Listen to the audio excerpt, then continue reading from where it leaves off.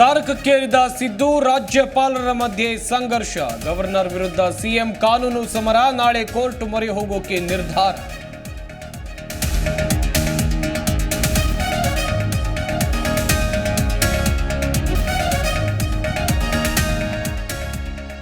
ಪ್ರಾಸಿಕ್ಯೂಷನ್ಗೆ ನೀಡಿದ್ದು ಪ್ರಜಾಪ್ರಭುತ್ವದ ಕಗ್ಗೊಲೆ. ನಾಳೆ ಹೋರಾಟಕ್ಕೆ ಕರೆ ಎಂದ ಡಿಕೆಶಿ.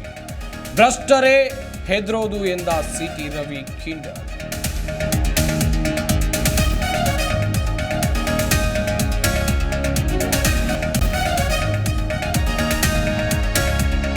ಬೆಂಗಳೂರಿನಲ್ಲಿ ಯುವತಿ ಮೇಲೆ ಅತ್ಯಾಚಾರ ಪ್ರಕರಣ. ಆರೋಪಿಗಳ ಪತ್ತೆಗೆ 5 ತಂಡಗಳ ರಚನೆ. ರೇಪ್ ನಡೆದಿರೋದು ನಿಜ ಎಂದ ಪರ.